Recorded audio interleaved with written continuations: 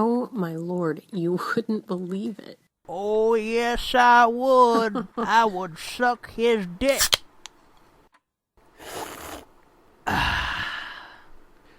So what are you ladies discussing?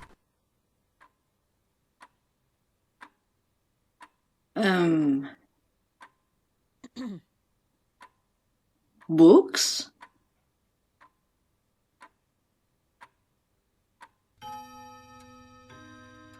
Welcome to the Nerd Blitz Book Club. Pull up a seat and pull down your pants.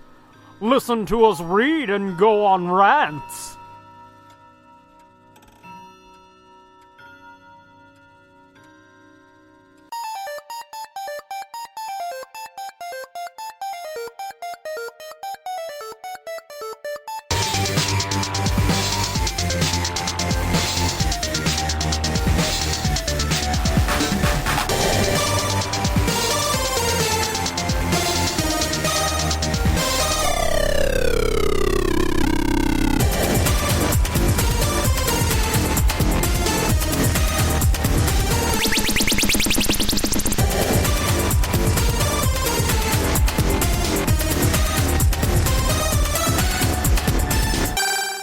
Hey gang, thanks for joining us this week for the Nerd Blitz Book Club. I'm Doom.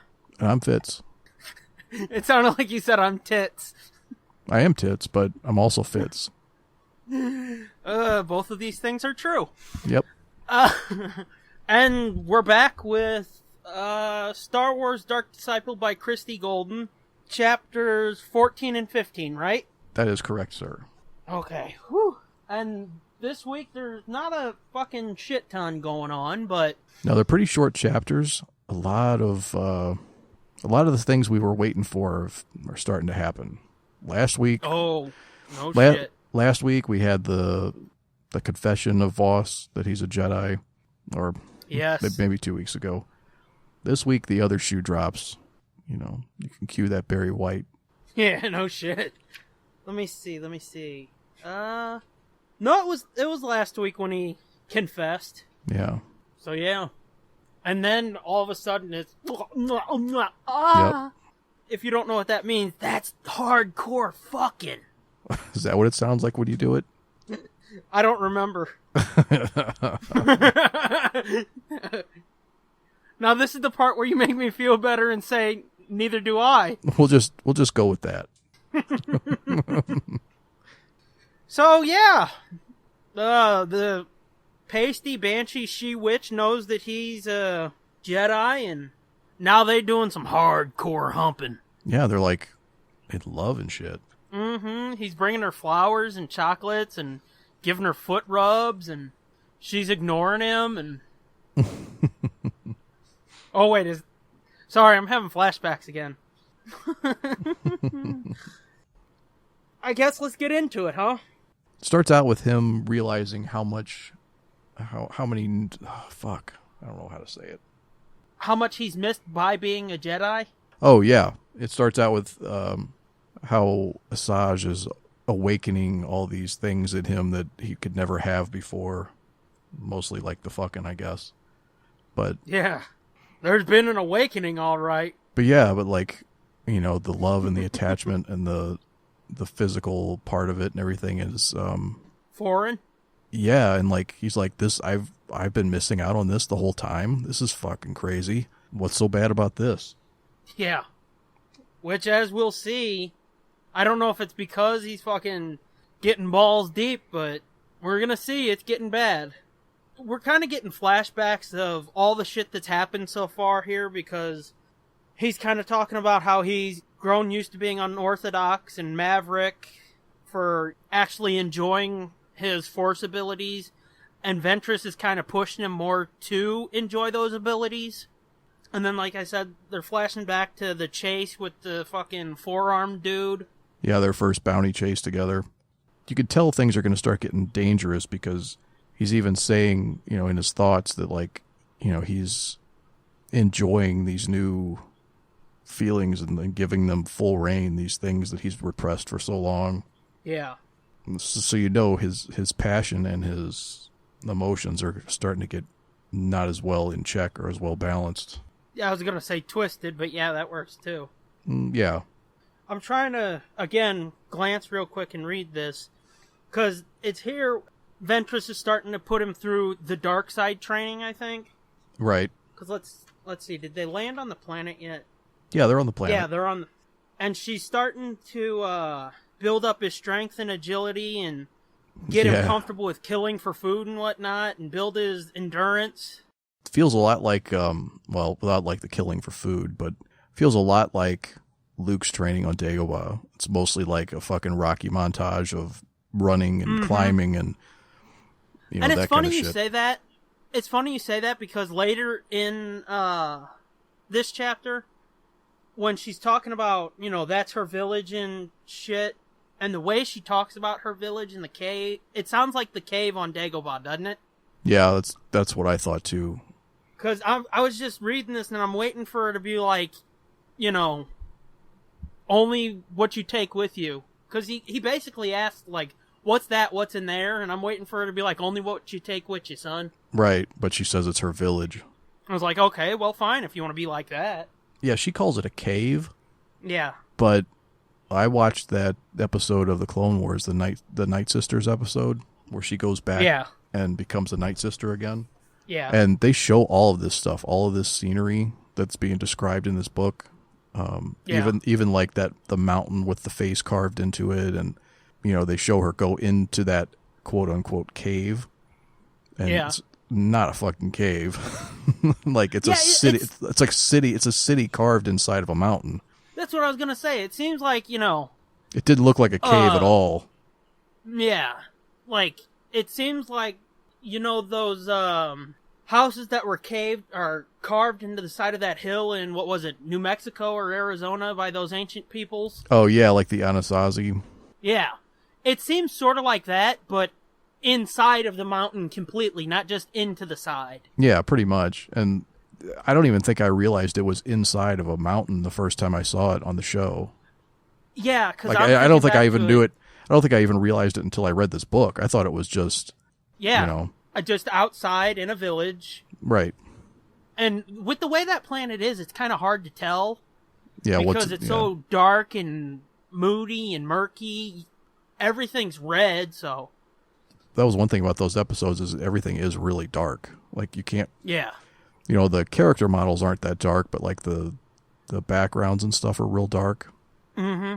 Like, I mean, you see Mother Talzin and shit. She's this shock of white, but her clothes are this deep, almost blood red. The fucking sky on the planet's blood red. Yeah. There's a lot of bloody, dark, evil red and blacks and shit going on, and there's shadows everywhere. Mm-hmm. Sounds like a fun place to have a vacation. Yeah. What I thought was cool watching this episode was like the first time she went there and they show you the planet. As she's walking around, you can see like those sacks hanging from the trees and stuff. Yeah.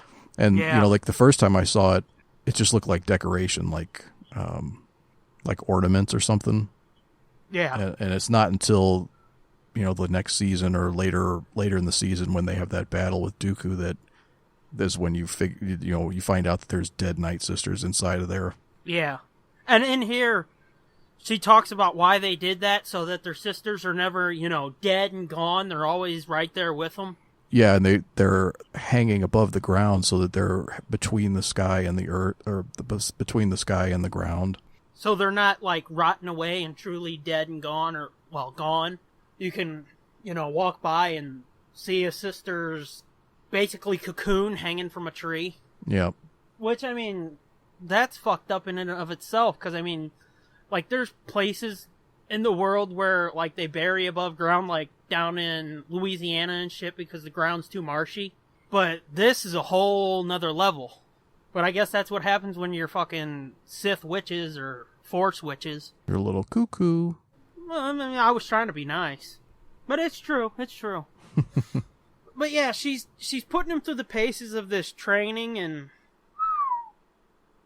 talk about not the Jedi way.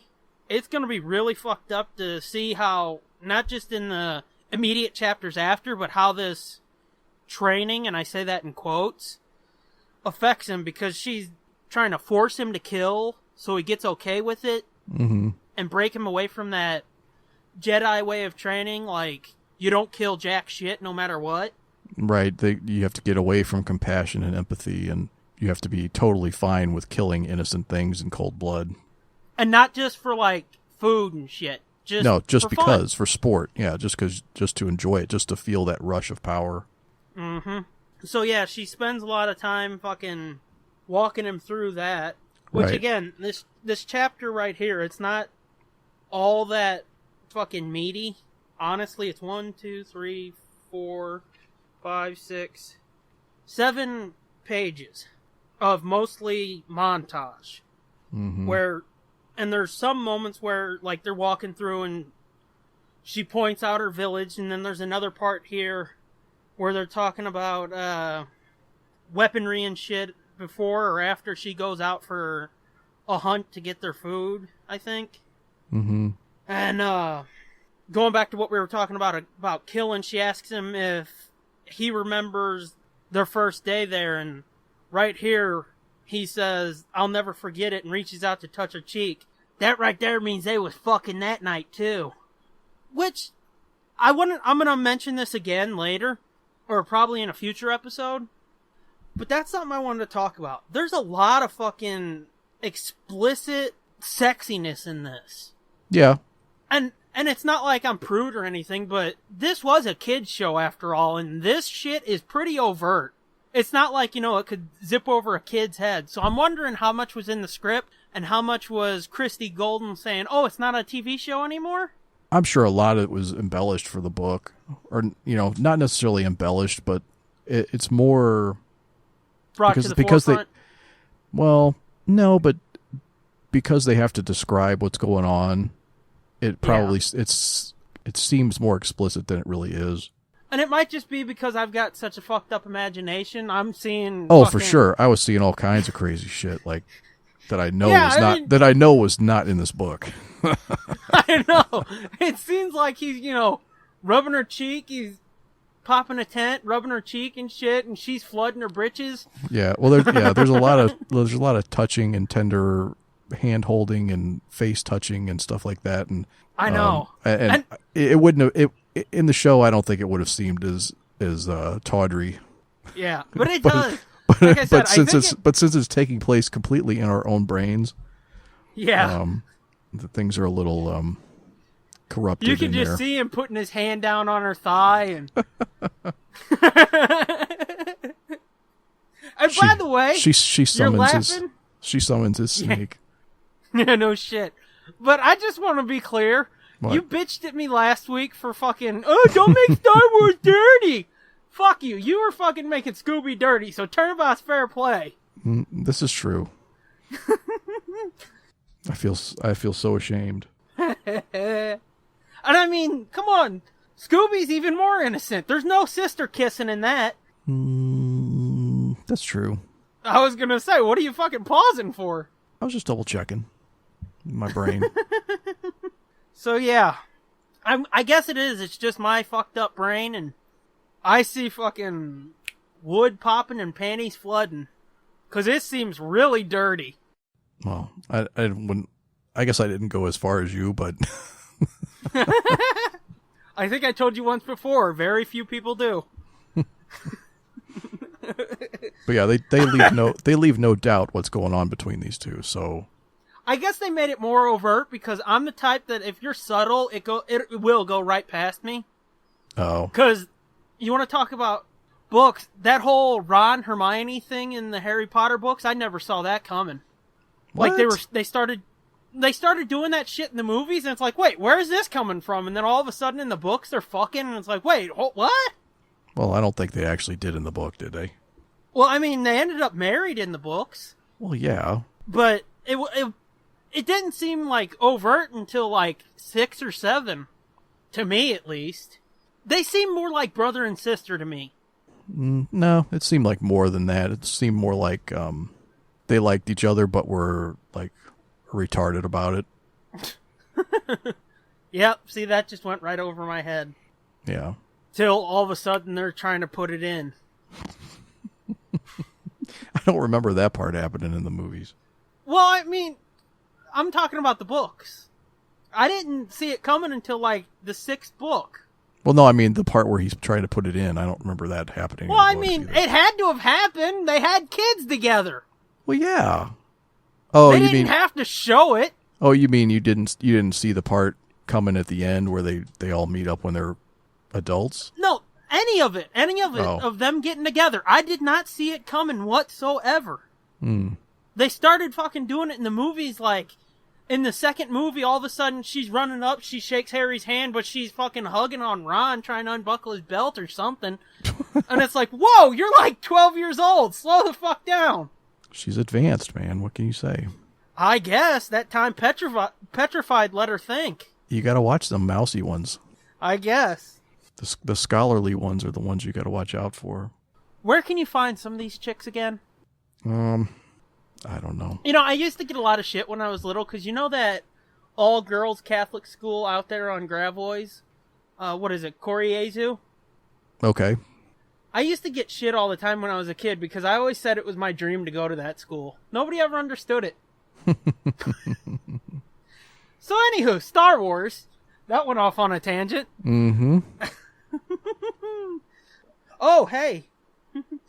I just caught a spot in the book that was really fucking dirty out of context.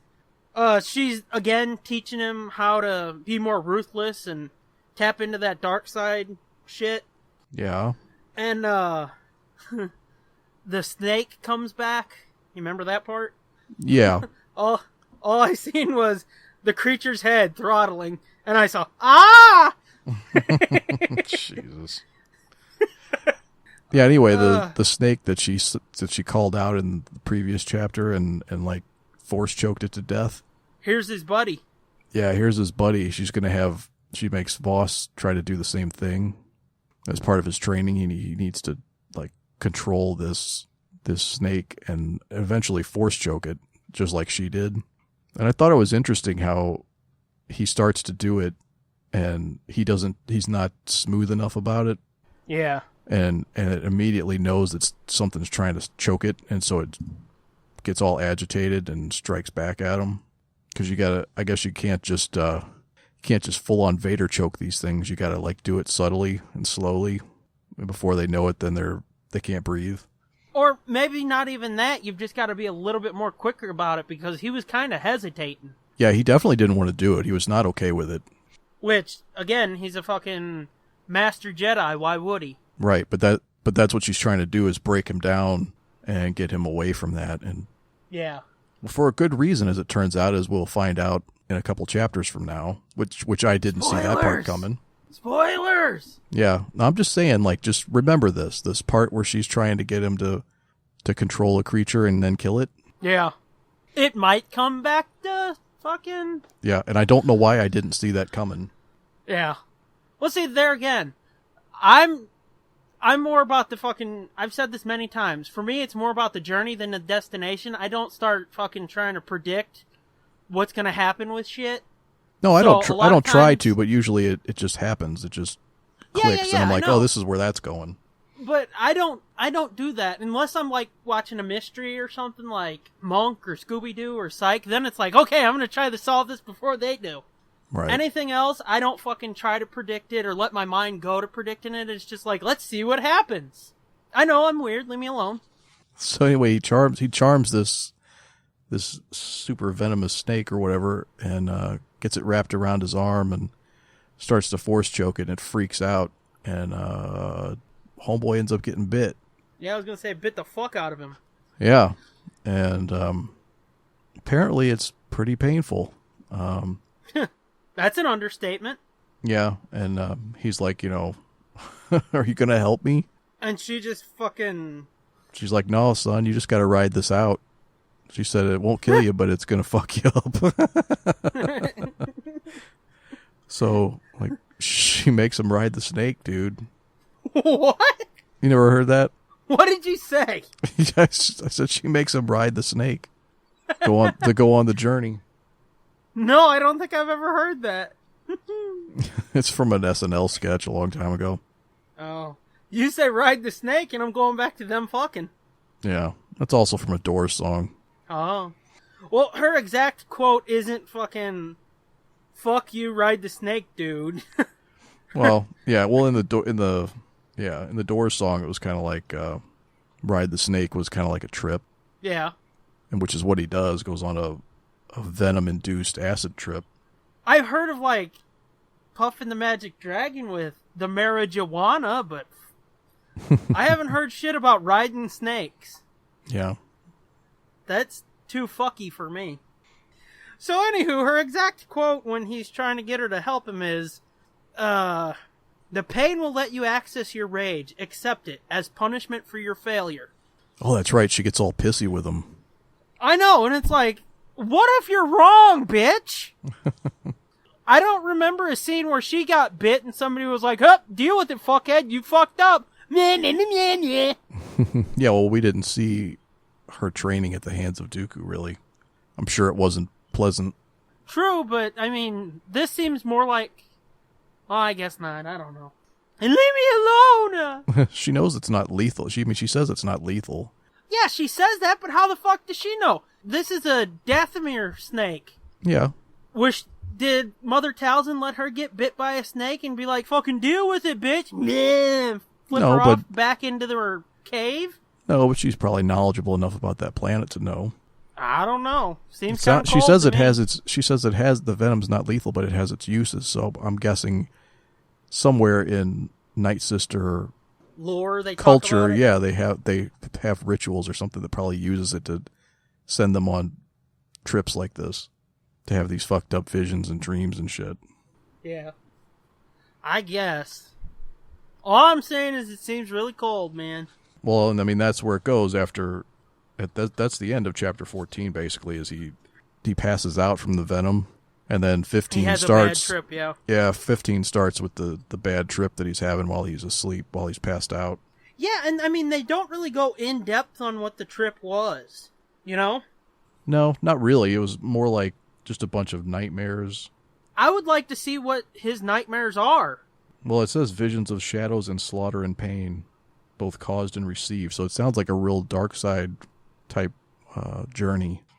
And then Asajj was like in the middle of all the dreams.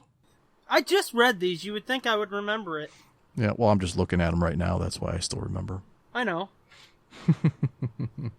But yeah, he wakes up and finds his lightsaber, laying on his chest or something? Yeah, I think so. And she's there whispering in her fucking witchy ways. I'm going with Gray's version of Ventress from the Micro series. So cut me a little slack. Okay. She says, "Time to test your Jedi training, my sweet." And he finds his lightsaber and... What, did I scare you into silence? No, I'm following along. Okay, anywho, he finds his lightsaber within reach, and all of a sudden she starts fucking with him hardcore. Comes at him with her lightsaber activated, and yep, and he's still fucking woozy. Yeah, so he's still all fucked up from the venom, and she's coming at him with her lightsabers on. Yeah, they fight. She tries to kill him, practically. Yeah, I think she basically says that she's trying to kill him to see if he's fucking worthy enough. Yeah, to see if he can survive. And he even says, like, he did, she takes a swing at him and he doesn't even recognize that that she's not playing until almost too late. Yeah. Like, he barely reacts to defend himself because he didn't think it was real. Yeah, and, like, there's a part right here where he's thinking about how he's unwilling to harm her because he's fucking balls deep in love. Yeah. Do you remember that episode? No. Oh, you don't remember the Balls Deep episode of the Cleveland Show? No, I never really watched the Cleveland Show that much. Oh! You're a little fuck. Some of those songs on that show were awesome. God damn. We gotta watch some of that, man. That's awesome. Okay. I'm sure you can find that on your Net What's It and your Amma Who's It's. Yeah, I'm pretty sure it's on there. Anywho, I was gonna make the joke again, but now I'm fucking talking to somebody who don't know what the fuck I'm talking about. He's unwilling to hurt her basically because he's in love with her. And they start fighting again. And she's pretty much just mocking him the whole time, just trying to make him mad. Mm-hmm. So he's like... I guess trying to fucking get his Irish up. Hey, we're both Irish, leave us the fuck alone.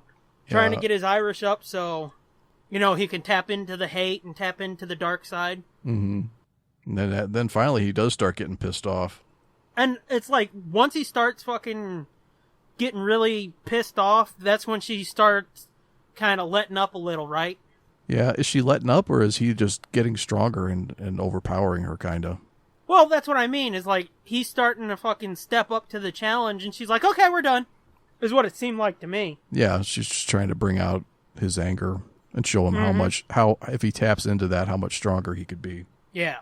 And it's basically, most of this chapter is just a brutal game of cat and mouse, which begs the question from me.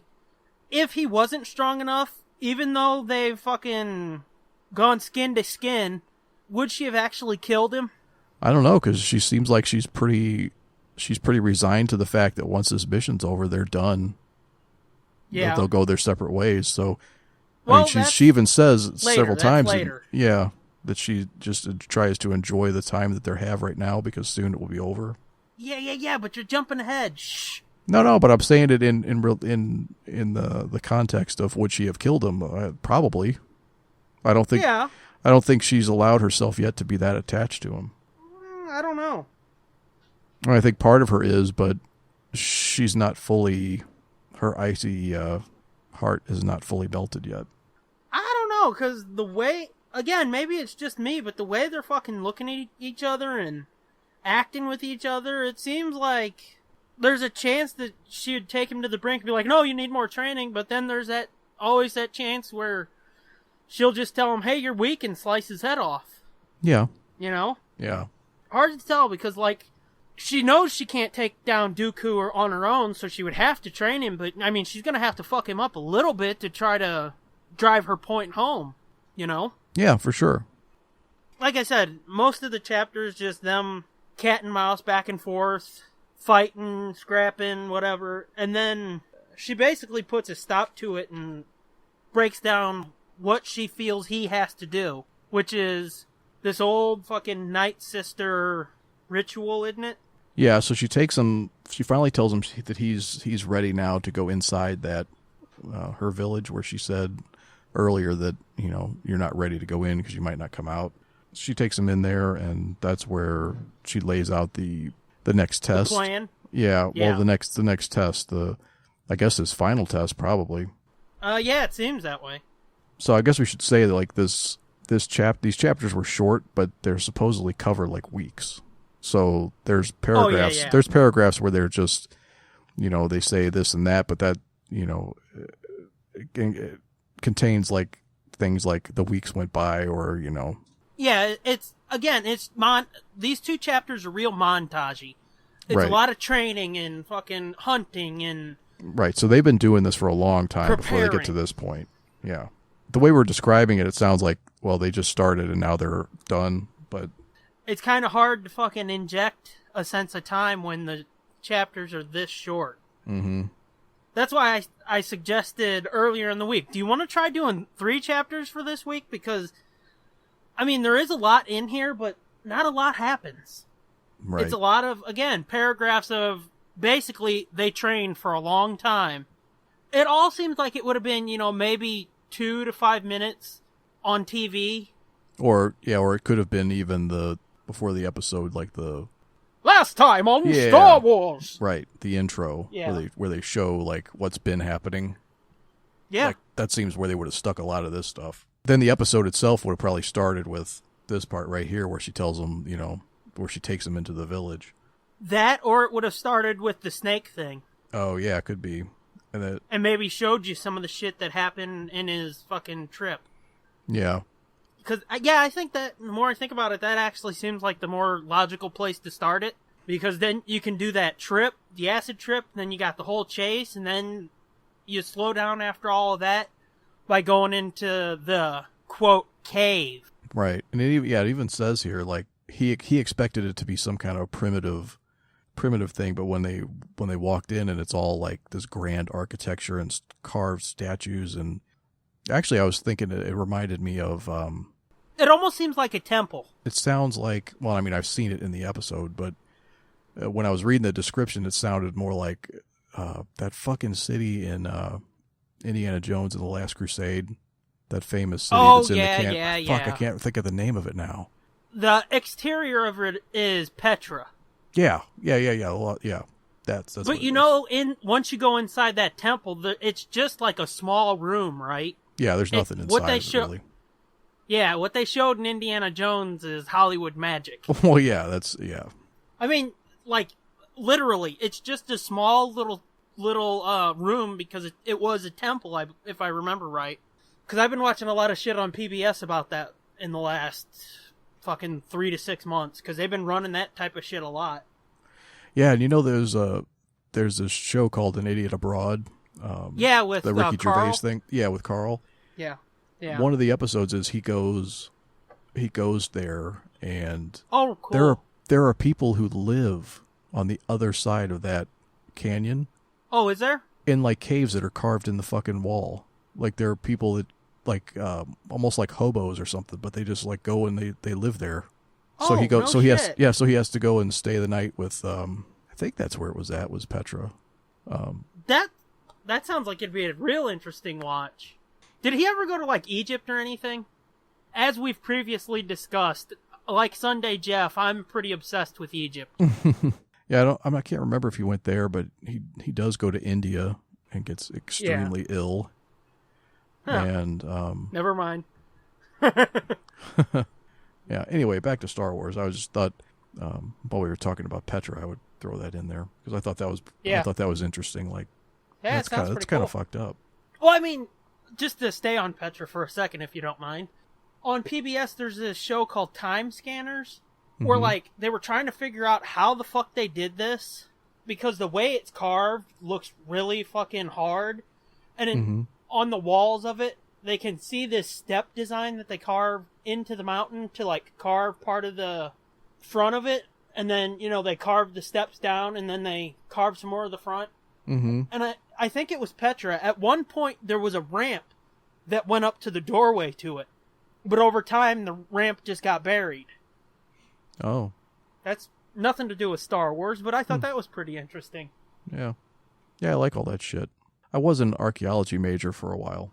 Well, I mean, from listening to JJ2E, you were a lot of things for a while. Yeah, I was a lot of things for a while. Dr. Fitz. But, anywho. Yeah. Hey, you're stealing my fucking catchphrase. Back off. Anywho. Yeah, so he's looking around at the city, this village. It's like a really beautiful place, except for the fact that it's just dripping with dark side energy. Yeah. There's a funny little line here where she tells him, don't worry, this part of the test's over, and he says, can't say that I'm sorry. Now what? Or what now? Oh, yeah, after she turns off her lightsaber and is like, we're done with this part. Yeah, because like I said, it seems like he's starting to fucking beat her back, and that's when she's like, okay, we're done, stop. Yeah, and then he's kind of like, oh, so this was just a test. Because for a minute, he wasn't even sure that this was a part of the test. Like, I think he did think she was trying to kill him. It sort of felt like maybe he thought he was still in the dream, maybe. Oh, that too, yeah. But yeah, she starts telling him about the Night Sisters and their magic, and like this fluid called the Water of Life that is a component in their magic. Right, and they do use that in that episode, the Night Sister episode. Oh, did they? Mm-hmm, yeah, and I think it's spoilers, I think it's what they used to put them all back together. In that Night Sisters episode, Dooku leaves her for dead, and she's all fucked up and wounded. And she goes back to the Night Sisters like half dead, and they put her on this table, and they pour that water all over her, and then that's what heals her and gets her back to her. But then if my memory's the smarts back in her. Yeah, and if my memory's correct, that's also how they healed Darth Maul and put him back together. Although his was like even more half extreme. His body was gone, so they had a lot of work to do there. Yeah, see, I thought it was just like them doing their hocus pocus, waving their hands in the air and like the red mist or whatever was doing it. But now that you say that, it seems to I seem to remember like shit coming out of a pool of water somewhere. Mm-hmm. Yeah, and it's, it's a component. I mean, they do wave their hands and do force magic type shit, but they have different components. But I thought it was to all just their the spells. hocus pocus shit. He's asking where it comes from, if it's the lakes, because in this village there's lakes all over full of kind of murky water. She tells him no, it's harvested, and then goes on to tell him that in these pools somewhere there's a thing called the sleeper, which in this chapter she doesn't really give a good description of. It's just a beast in the water.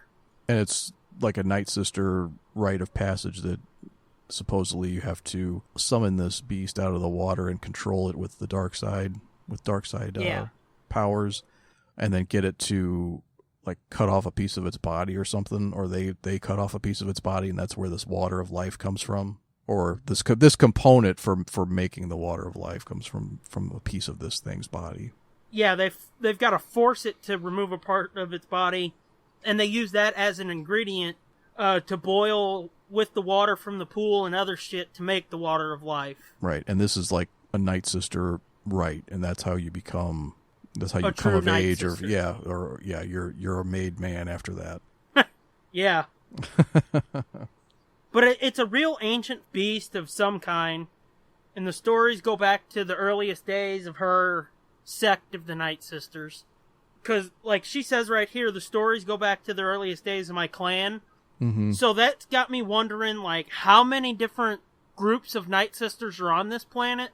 Because I didn't even think of that. Or is she just saying the Night Sisters are her clan? I don't know.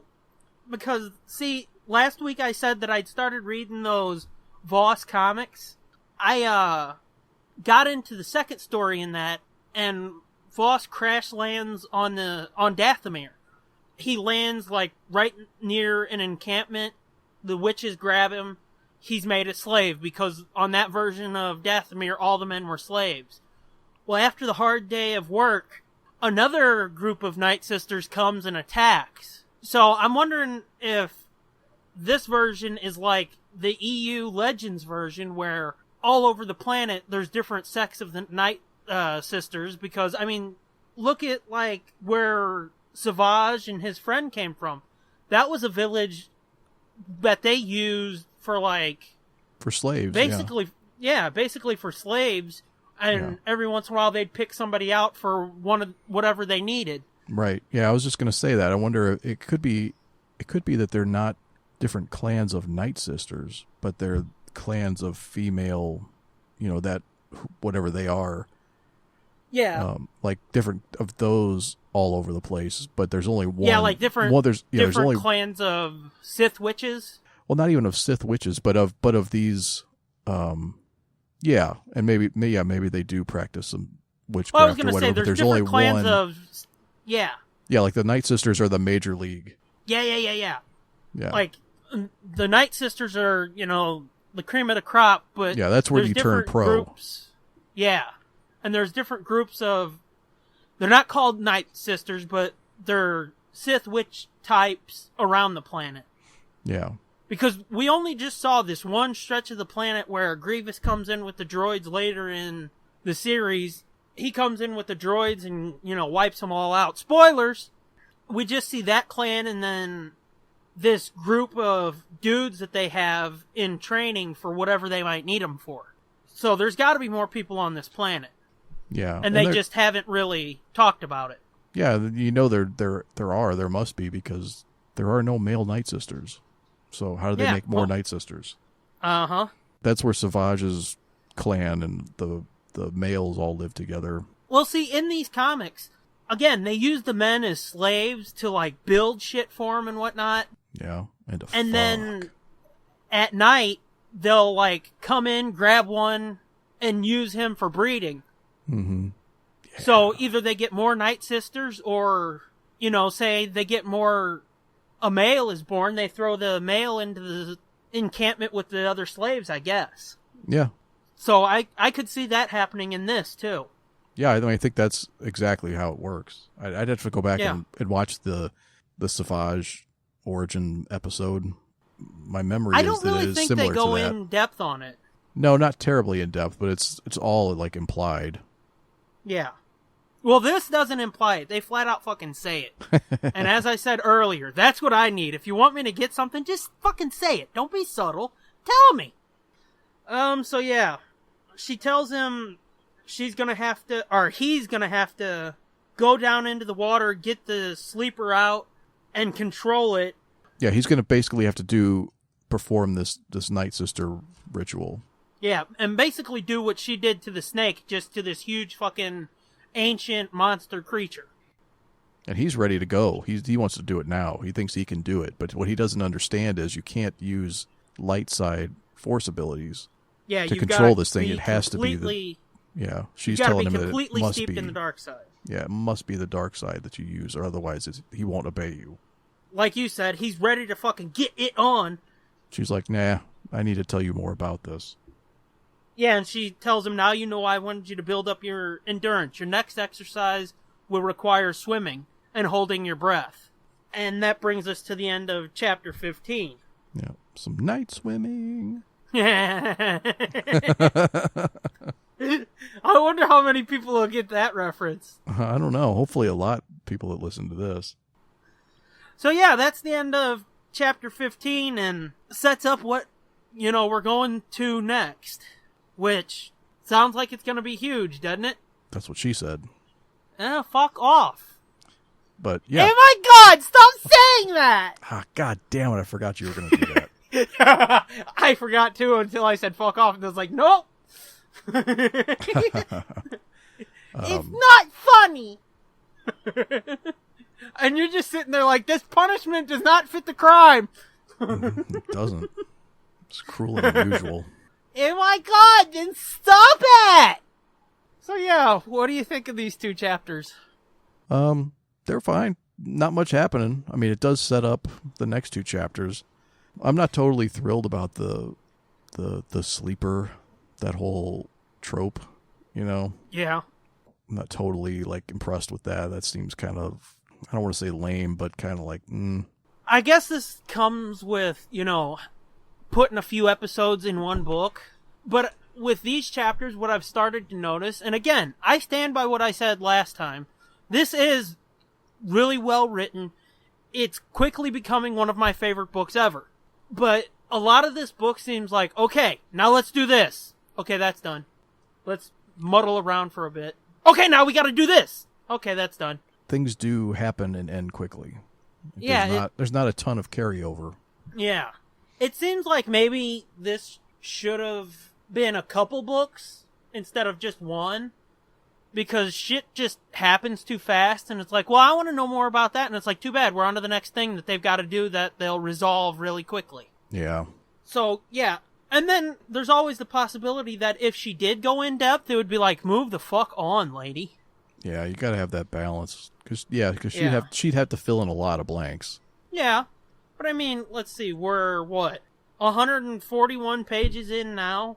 Mm-hmm. I mean, I wouldn't be depressed if it was a 200-page book. I mean, I think the price is a little steep for that, but... Oh, yeah. Whether it's the hardcover or the softcover. You know what they should have done? Graphic novel.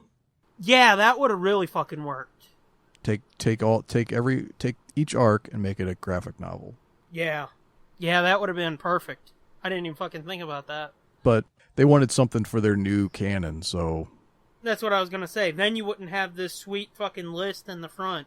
'Cause, that's something that kind of bugs me too. Like, they say everything is canon now. All the comics, all the books, all the everything.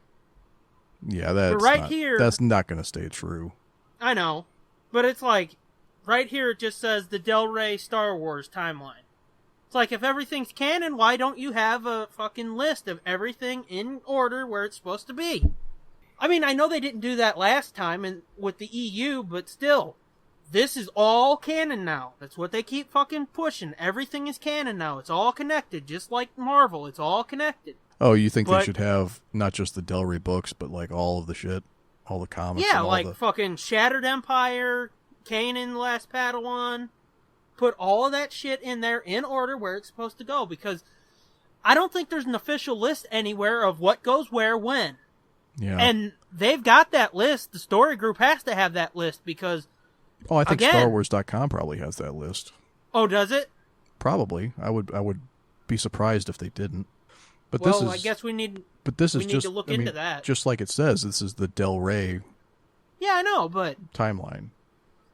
Yeah, I know, but... It's come a the fuck time. on. Yeah. Well, I mean, just saying, it's a timeline of their books. I know. Because even I though the said that up movies front. are in there, Del Rey prints the movie adaptations. I So know. that's, I don't know. Just saying. It just kind of bugs me that it's all canon now, but you've only got the books here. You know? Yeah. Yeah. You just have to go to a different place where everything's aggregated.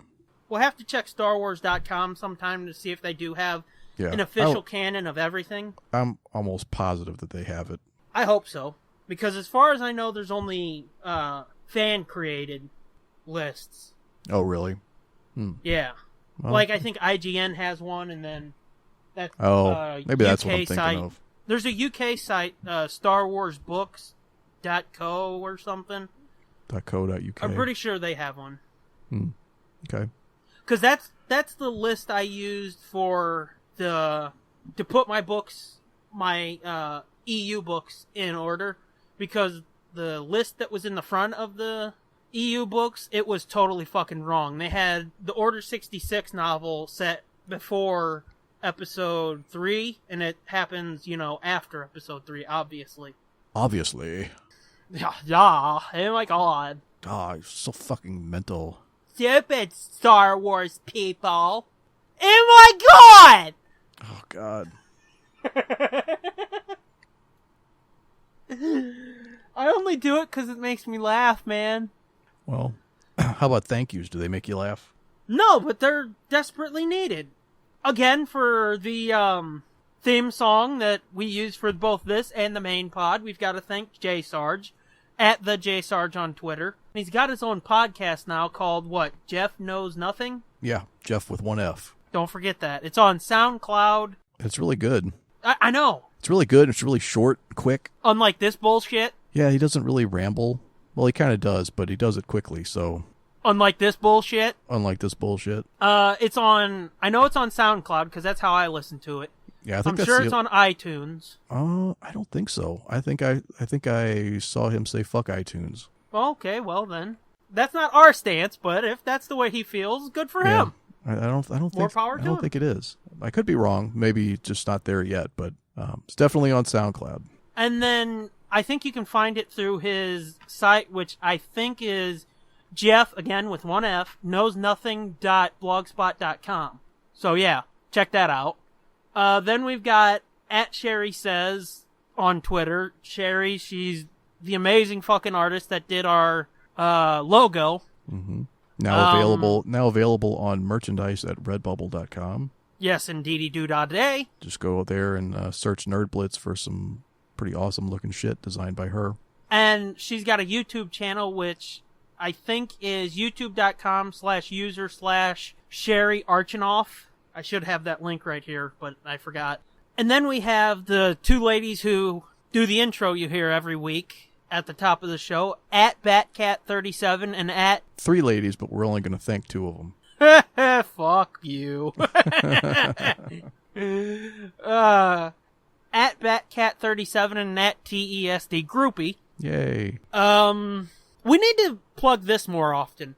We're available on iTunes, Google Play. Nerdblitz.com. Yeah, nerdblitz.com. How the fuck could I forget that? I don't know. You can find us. We're part of the High Alt Pod Network. You can find them at highaltpod.net. As always, follow us on Twitter at NerdBlitzPod. I'm at the Scooby Doom. You are At Fitzman73 and at JJ2End if you care to check out my other stuff. Yeah, his other podcast that he does with his sister. Almost never. Yeah, well, it's yearly. It's starting to be that way. I know, you two need to get on the fucking ball, man. Yeah, I don't have enough to edit. Fair enough. To be honest, I'm kind of thankful that we don't record that much. Because I wouldn't have time to put it out anyway. Yeah. what was the other? Oh, my other Twitter account is at TSDJA Production. And I think that's it, right? I think that's it. Okay. Come back next week when we read more of Star Wars Dark Disciple by Christie Golden. Bookmark it. This has been a feature of JJ2E Media and TSDJA Productions.